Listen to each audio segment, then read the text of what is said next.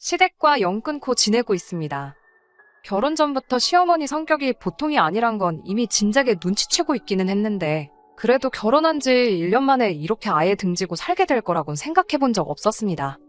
연애할 당시에는 남편이 회사원이 아니다 보니 수입이 항상 들쑥날쑥했어요.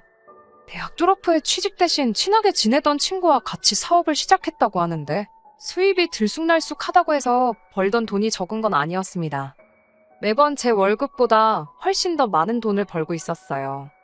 그런데 사업이라는 게 생각대로만 굴러가는 게 아니잖아요. 특히나 코로나 터지고부터 남편 사업이 직격탄을 맞게 돼서 벌어놓은 돈까지 까먹는 상황이 오게 되었습니다. 남편은 과감하게 자기 지분을 동업하던 친구에게 전부 넘겨버리고 사업에서 완전히 손을 털었어요.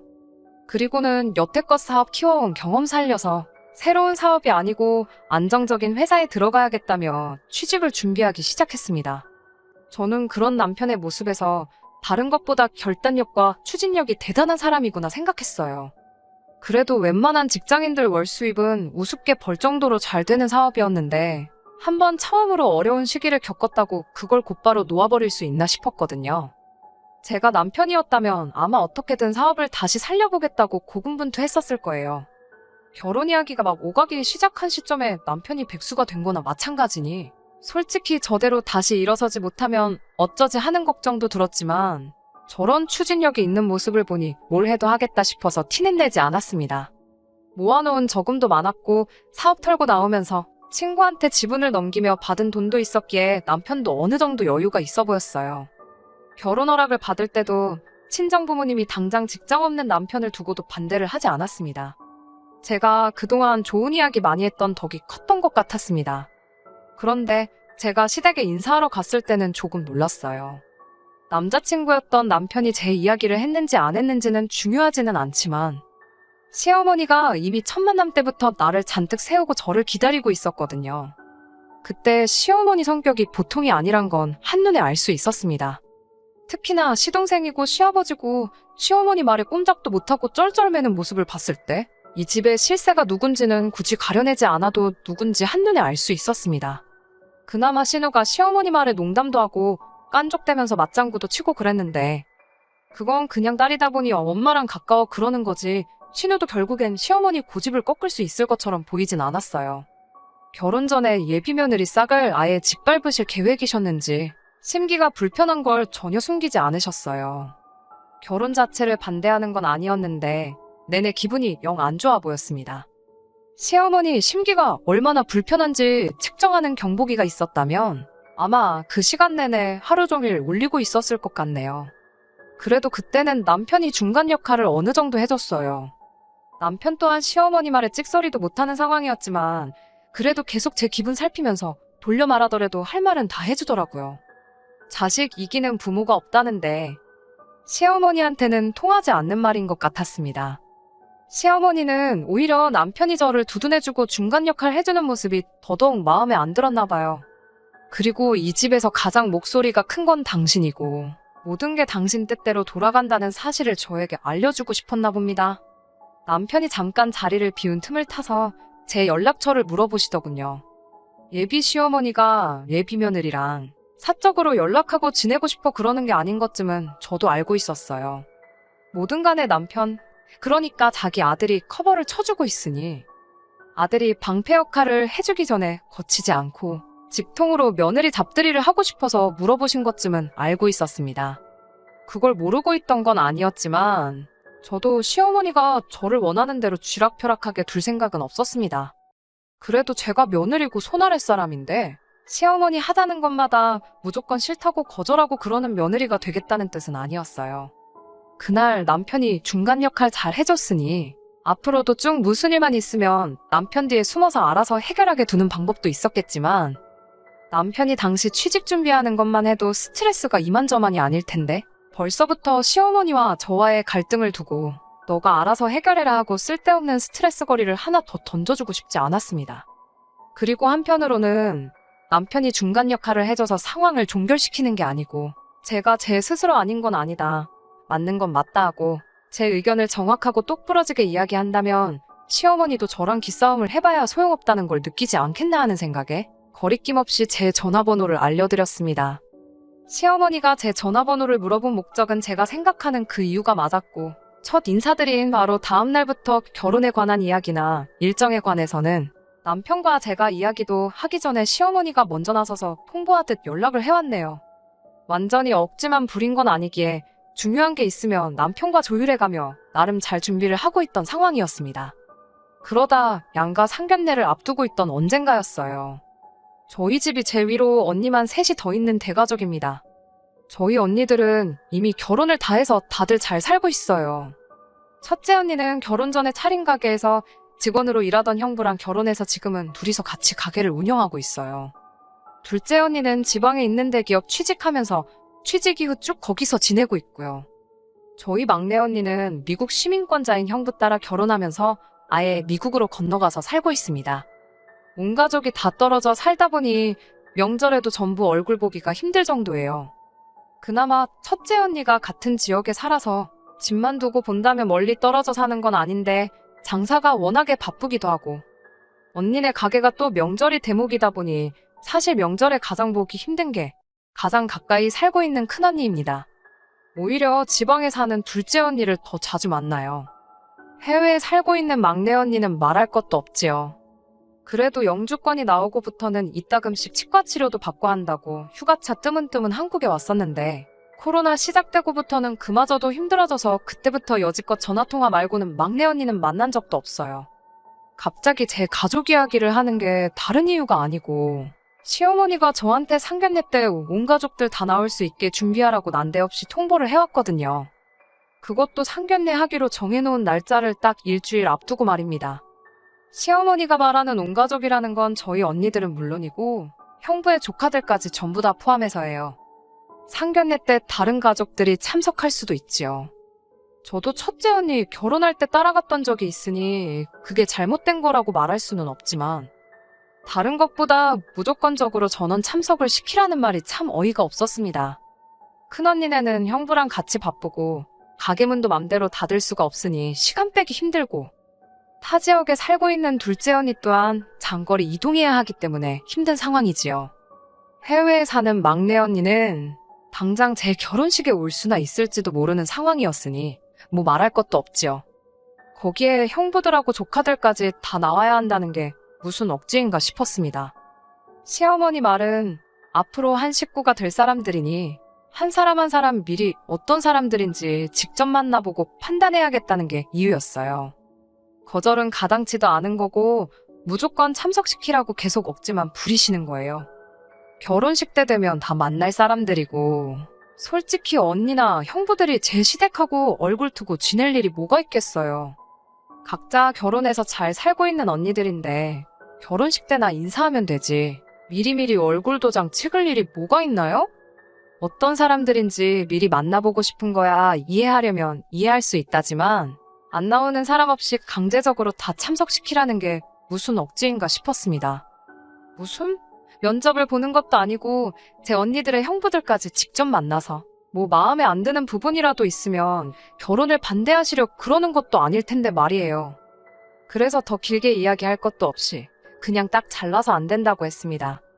애초에 네 자매 다 모이면 엄청 대가족이라 정신도 없을 거고, 온 가족이 다 모여본 게 언제인지 모를 정도로 우리 가족들도 모이기 힘든 상황을 전했더니 시어머니가 상견례에 온 가족이 다 참석해야 하는 게 당연한 거 아니냐면서 길길이 날뛰는 겁니다. 시어머니 말을 그대로 빌려오자면 가족들이 전부 참석 안 하는 상견례는 상놈 집안 상견례나 다름이 없다는 거예요. 어디 지금 당신들 집안에 상놈 집안 상견례를 시킬 생각이냐며 뭐라고 하더라고요. 솔직히 조선시대의 상견례를 어떻게 했는지는 제가 모릅니다. 애초에 관심도 없고 앞으로 평생을 모르고 살아도 제 인생에 그 어떤 지장도 줄 것 같지가 않고요. 그래서 그냥 시어머니한테 아닌 건 아닌 거라고 대답하고 전화 끊어버렸습니다. 그리고 상견례 당일이 되었는데 시어머니는 기어이 온 가족을 다 이끌고 왔어요. 가족이래봐야 시부모님의 시동생과 신우가 전부인데 또 막상 신우는 같이 안 왔더라고요. 따로 출발하기로 되었었나 본데 약속 시간이 다 되어가도록 신우는 코빼기도 보이질 않았습니다. 시어머니도 점점 표정이 안 좋아져서는 시동생한테 네 누나한테 전화해봐라 계속 다그치고 있었어요. 예약 시간이 거의 다 되어서 입장을 하려는데도 시어머니는 신우가 곧 도착할 거라고 밖에서 신우 올 때까지 한 발자국도 안 움직일 것처럼 보이더라고요. 기어이 신우는 예약 시간이 될 때까지 나타나지 않았고 포기하고 입장하려던 찰나에 남편이 건 전화를 신우가 받게 되었습니다. 신우는 그게 스피커폰인지도 모르고 자기가 전날에 술을 너무 마셔서 아침부터 숙취가 너무 심해 못 나갈 것 같다고 엄마한테는 잘 좀 둘러대달라며 전화를 끊는데 그 통화 내용을 모두가 들었다 보니 빼도 박도 못할 상황이었어요. 그 와중에 시동생도 신우가 안 나온다는 사실을 알더니 자기도 오기 싫었는데 억지로 끌려온 거라며 누나도 없는데 자기도 없어도 되는 거 아니냐고 쑥 자리에서 빠지더군요. 그래서 신우와 시동생 덕분에 시댁도 시어머니가 말하는 상놈 집안 상견례를 하게 되었습니다.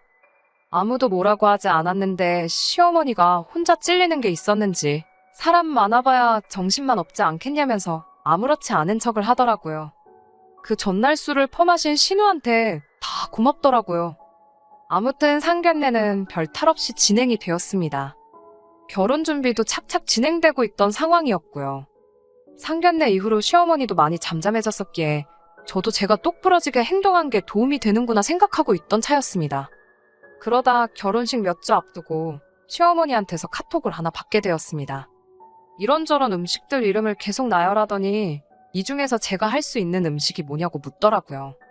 저는 처음에 이게 남편이 좋아하는 음식들이고 결혼하기 전에 저한테 가르쳐주고 싶어서 그러시나 했어요. 요리에 취미가 있는 건 아니었지만 큰언니처럼 친정어머니 손재주를 닮아서 그런지 인터넷에서 레시피 대충 보면서 따라해도 맛은 대충 내거든요. 막 자신 있는 요리는 없었지만 못할 것도 없겠다 싶어서 다 할 수 있을 것 같다고 답장을 했어요. 그랬더니 시어머니가 잘 됐다면서 동그랑땡에 산적부터 해서 갈비찜에 이런저런 요리들을 저보고 해오면 되겠다고 하더라고요. 해오면 된다는 말이 무슨 뜻이냐 물으니 생각지도 못한 곳에 필요한 요리였더라고요. 시어머니의 돌아가신 친정어머니, 그러니까 저한테는 얼굴 한번 뵌 적 없는 시외저모님이시죠. 아무튼 시외저모님 제사가 있는데 그날 상에 올릴 음식들이라고 하는 겁니다. 그리고 시어머니가 울픈 갈비찜이며 뭐 그런 것들이 저보고 책임지고 해오라는 소리였고요. 시외가 제사 음식을 저보고 미리 집에서 준비해오라는 것도 어이가 없었는데 그것보다 더 어이가 없던 건 그때는 아직 결혼식을 몇 주나 앞두고 있던 상황이었던 거예요. 아니, 며느리가 되어 있는 상태라도 안 했을 건데 예비 며느리한테 시외가 제사 음식까지 준비시키는 건 무슨 신보인가 싶더라고요. 제가 아직 며느리도 아닌데 시외가 제사 음식까지 해와야 하느냐고 물었더니 결혼식 날짜 잡았으니 며느리나 다름없는 거 아니겠냐고. 음식 맛깔나게 해오면 미리미리 시외가 어른들한테 점수도 딸 수 있고 그러면 남편도 친척들 앞에서 기가 살지 않겠냐고 하더라고요. 그때 저도 포기했던 것 같습니다. 남편이 결혼 전에는 꼭 취직하겠다고 열심히 준비하는 것 같아서 최대한 스트레스 받을 일 없게 하고 싶었던 터라 시어머니와 있던 일들에 대해서는 따로 이야기한 것도 없고 티도 내지 않았었는데 결국에는 남편이 중간 역할을 해줘야 끝나겠다는 생각이 들더라고요. 그래서 시어머니한테 제가 결혼 전에 시외가 제사 음식을 해가면 그 자리에서 남편이 정말 기가 살겠냐고 먼저 물어보겠다고 했어요. 제가 꾸역꾸역 그 음식을 해갔는데 남편 기가 안 살면 제가 해갈 필요도 없는 거 아니겠냐고요. 그랬더니 시어머니가 그걸 왜 내 아들한테 말하느냐고 말하지 말라고 하더라고요.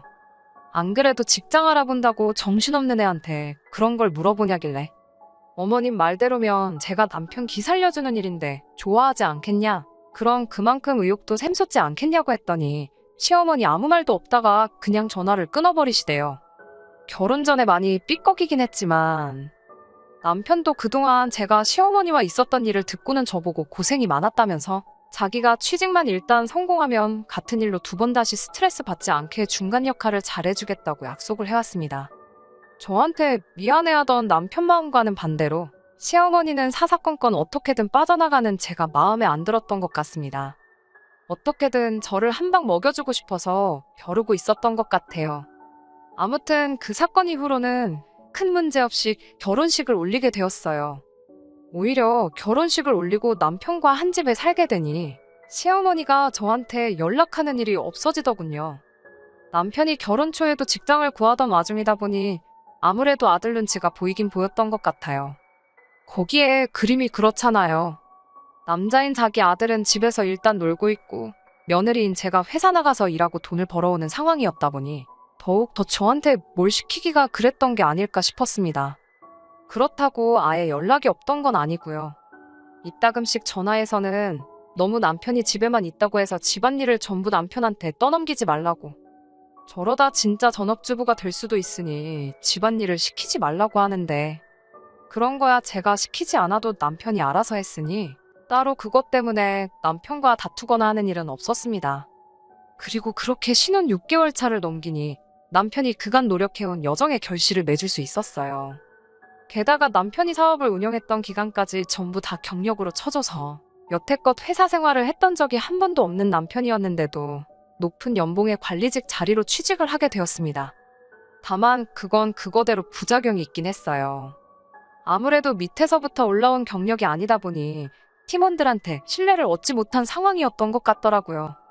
경력을 인정받았다지만 실무 경력이 있는 것도 아니었고요. 그렇다 보니 남편이 모자란 경력을 채우겠다며 매일같이 야근을 하고 그랬습니다. 어쩔 때는 퇴근도 안 하고 회사에서 하루를 꼬박 세우는 일도 있었어요. 그 연장선이나 마찬가지일 수 있는데 남편이 추석 명절 연휴 기간 내내 회사에 나가봐야겠다고 말을 전해왔어요. 결혼 후 맞는 첫 명절이기도 해서 기어이 출근을 하겠다는 남편이 조금 원망스럽기도 했지만 오죽하면 저러겠나 싶어서 이해하기로 했습니다. 그런데 문득 생각해보니 남편이 없는데 시댁에 가야 하는 건가 싶더라고요. 연휴 내내 남편도 회사에서 숙식을 할 계획이었기에 저도 내내 집에 혼자 있어야 하는 상황이었거든요. 어차피 그럴 바에 친정에 가서 쉬다 오면 좋겠다 싶었어요. 그리고 시어머니한테 미리 전화를 했어요. 상황이 이러이러하니 명절 당일 새벽에 저 혼자라도 가서 찾아뵙겠다고요. 그리고 명절 음식 같은 거 해야 할 거 있으면 같이 도와드리겠다 했어요. 저녁에 다시 친정에 와서 남은 연휴는 친정에서 보내겠다 말했고요.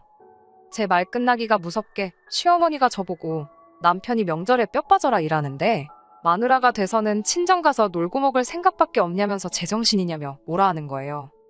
아니, 솔직히 제 입장에서는 번거롭게 2번 움직일 바에 명절 연휴 시작하자마자 시댁에 얼굴 도장만 찍고 친정에서 푹 쉬다 오는 방법도 있었는데 괜히 흠잡히겠다는 생각도 있긴 했지만 그래도 당연히 할 도리는 해야겠어서 명절 당일에는 시댁에서 일거리도 돕고 하려던 계획이었는데 속 깊은 며느리 칭찬까지 바란 건 아니지만 제정신이 아니냐, 마누라가 돼서 놀 생각밖에 없냐고 한 소리 들으니 어이가 없더라고요. 친정 가서 탱자탱자 놀 생각하지 말고 연휴 시작하기 무섭게 시외가 큰 집에 가서 제사 준비나 도우라는 겁니다. 심지어 시어머니는 시댁 제사가 있으니 저 혼자 시외가 큰 집에 가서 제사 준비를 도우라는 소리였어요. 그리고 명절 당일 새벽에는 시댁에 와서 시어머니를 도와 시댁 제사 준비를 하라고요. 세상에 그놈의 시외가 제사를 자꾸 저보고 챙기라는지 싶어서 저도 그냥 내질러 버렸네요. 남편이 명절에도 출근해서 뼈 빠지게 일하는 거 아는데 그렇게 일한 지 얼마나 됐다고 그러시냐고. 그동안 저 혼자 뼈 빠지게 외벌이 하면서 집안 먹여 살렸던 거 기억 안 나시냐 했죠. 결혼하고도 6개월을 저 혼자 돈 벌어오고 그랬는데 남편은 집에서 펑펑 놀고만 있었으니 남편이 취직 준비한 6개월, 180일만큼은 나도 남의 집 조상님 밥 준비해줄 바에야 그냥 나 혼자 편히 쉬겠다고 받아쳐버렸습니다. 그랬더니 시어머니가 저보고 말하는 꼬라지 좀 보라면서 아주 맹랑한 걸 며느리로 들였다며 소리를 치시더군요. 결혼했으면 출가회인이라는 소리도 못 들어봤냐고. 그렇게 친정이 좋으면 평생 친정에 붙어서 살라고. 앞으로 시댁 식구들 보고 지낼 생각은 꿈도 꾸지 말라고 하시더군요. 한번 이렇게 내질러버린 김에 그동안 쌓였던 거 다 풀어버리려고 더 싸울 생각이었는데 시어머니 그 발언에 엥 소리가 절로 나더라고요. 듣고 보니 저한테 나쁠 게 하나도 없는 말이었으니까요. 앞으로 시댁 안 가게 되는 게 뭐가 무섭다고 거기서 제가 꼬리를 내리겠어요. 좋으면 좋았지 싶어서 그 길로 바로 시어머니한테 알겠습니다 말하고 어머님 뜻대로 저는 앞으로 친정에만 가고 시댁에는 발길을 끊겠다고 바로 대답해드렸어요. 그리고 그동안 말 안 듣는 며느리라서 어머님이 고생 많으셨다고 이제부터라도 말 잘 듣는 며느리 되겠다 말하고 이번 명절에도 당일에는 시댁에 갈 예정이었는데 어머님 말을 앞으로 잘 듣기로 했으니까 명절 당일에도 그냥 딴 데 안 가고 시댁도 안 가고 친정에만 딱 붙어 있겠다 말하고 그냥 전화 끊어버렸어요. 사실 그 이야기 하면서도 시어머니가 아플싸 싶었는지 뭐라 하셨는데 못 들은 척 했어요. 그리고 그 뒤로 무슨 할 말이 남으셨는지 전화기에 불이 나게 전화가 왔는데 전화도 그냥 안 받고 말았습니다. 퇴근한 남편 앞에 두고 시어머니랑 있던 일 말하고 연휴에는 그러한 이유로 시댁에 안 가고 친정에만 있을 거라 말했어요. 솔직히 자기 어머니랑 싸웠다는데 좋아할 남편이 어딨겠냐 싶어 걱정도 됐는데 남편은 제 원망이나 탓 하나도 하지 않고 어머니가 잘못하셨네 말하고는 저보고 걱정 말라고 하더라고요. 앞으로도 시댁 할 일이나 있으면 저 두고 자기 혼자 다녀오겠다고 하대요. 그렇게 결혼 1년도 채 되지 않아서 시댁과 등지고 살게 되었습니다. 지난 설에는 예고한 대로 아예 시댁은 남편 혼자 다녀오고 저는 근처도 가지 않았어요. 설 연휴 시작됐을 때 그때 그랬어도 찾아뵙는 게 맞지 않나 싶었는데 남편이 갈 필요 없다고 딱 잡아떼더라고요. 남편이 중간에서 많이 힘들어 보이긴 해요. 제가 남편이라고 생각하면 중간에서 입장이 얼마나 난처할지 충분히 이해가 되네요. 그래도 그걸 떠나서 솔직히 지금 이 상황이 남편 때문에 마음이 불편한 거지. 제 자신만 두고 본다면 너무 편하고 더할 나위 없이 좋네요. 끝까지 들어주셔서 감사합니다. 오늘의 사연은 여기까지입니다. 구독과 좋아요, 알람 설정 부탁드리고 더 좋은 사연으로 다시 찾아뵙겠습니다. 감사합니다.